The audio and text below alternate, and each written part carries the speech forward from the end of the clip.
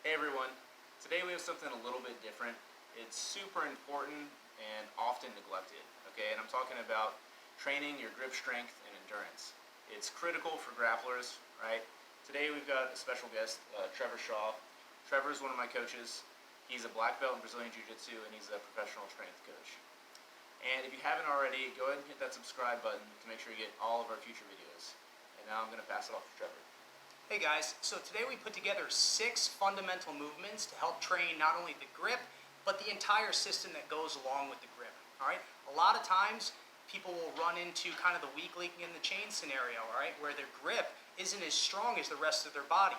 So what we did was we put together 6 movements for you that are gonna not only challenge the grip, the shoulder, the neck, the hips, and the entire conditioning system to help build nice, strong hands for your grappling game. Hope you like it.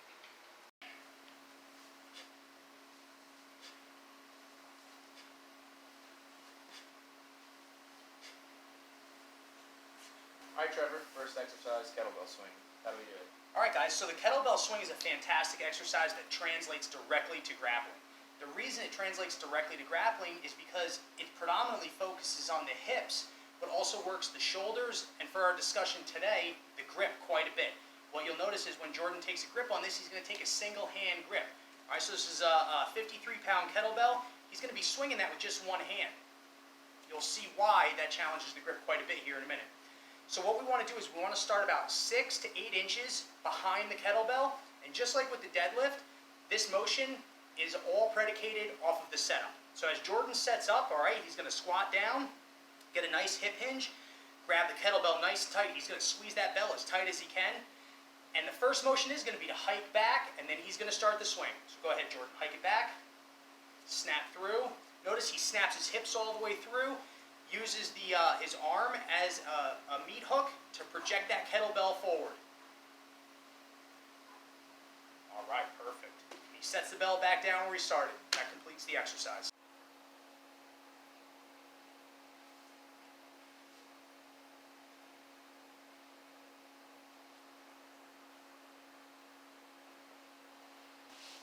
All right, guys, our next exercise is going to be towel or gi grip-based pull-ups. All right, so the key to this is to really grab the lapels.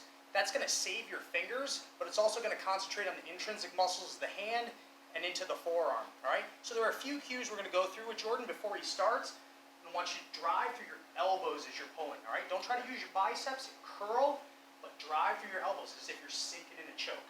Okay, all right, really focus on that. Great, so we got a grip right here. Grip's nice and high. Good. We really want to make sure he's pulling through this muscle right here, the lat on the side, squeezing those shoulder blades together. Perfect. Cool. Good form.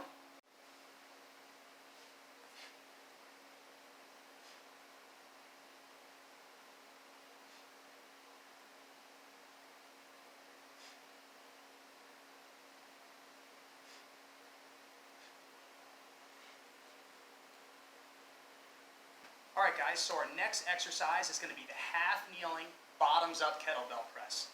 Okay, what this is going to work, it's going to work on a lot of core stability muscles. It's going to work on all your shoulder stability muscles, and again, working on that grip. All right, the idea being that your brain isn't going to grant you stability here, what you can't control here. And that by having the kettlebell bottoms up, it's really going to challenge where you're able to keep that kettlebell as far as being neutral goes. So Jordan's going to start with his knee up on the same side that he's going to press the kettlebell. All right, we're going to get some cross patterning in there. He's going to bring that kettlebell up to shoulder height and get secure. He's going to squeeze that bell as hard as he can. All right, as he breathes out, he's going to drive that kettlebell up to the ceiling. Go ahead and press. Good. And back down. Up and back down. And we normally like to work our athletes in the 8 to 10 rep range here with the bottoms up kettlebell. Really focusing on squeezing that bell as tight as you can. Stable core. Good press.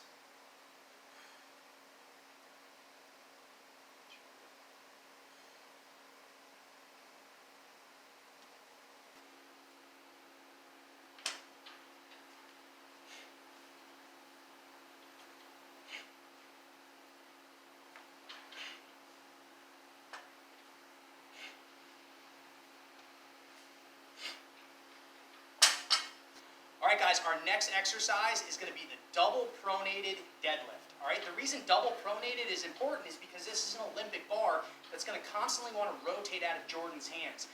So it's actually going to make it feel like a heavier weight as he tries to grip this and crush the bar. So we're going to go double pronated. Alright, I'm going to cue you through a few things that we're going to look for here with Jordan. So go ahead and dip down and grab the bar. One of the things, if you notice, we're in the exact same position that we started every other exercise with. So Jordan's going to roll this bar back to his shins. As soon as it taps, he's going to go ahead and lift up and stand straight up. All right? A couple things that we want to look for is he's squeezing his arms back. We want some lat engagement to add to his hip and core stability here, but to also stabilize his shoulders. Squeeze back, lift up. Perfect. And back down. Head position's big here too, all right? You don't want their head out in front of them. You want a nice, packed, strong neck here. Perfect. Good job.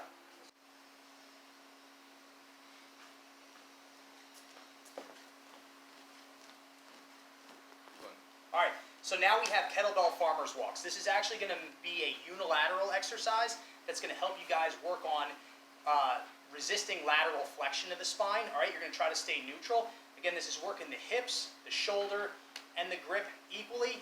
Again, you want to really focus on the grip by crushing that handle each time. All right, so we're going to have Jordan demo right now. All right. So what we want to do is we want to start, probably scoot over just a little bit with the kettlebell just inside of his legs. All right. He's going to pack his shoulder down, same position as with the swing before. Now he's going to crush that handle and stand straight up. Once we're in this position, Jordan can take this bell for a fast, brisk walk as far and as fast as he wants. Usually we keep it to about 30 to 40 yards, but that depends on the athlete and on the weight. So, here we go. All right, sounds good. All right, guys. So what we're going to do is we're going to start with the kettlebell just inside of Jordan's feet here. All right, he's going to bend down in the same position that we've been talking about. Squeeze that bell nice and tight. Stand vertical. Good. All right, go ahead and take it for a walk. Maintaining good posture, head, neck, and shoulder position while squeezing that bell as tight as you can. And coming back. Again, 30 to 40 yards is really the sweet spot here with these.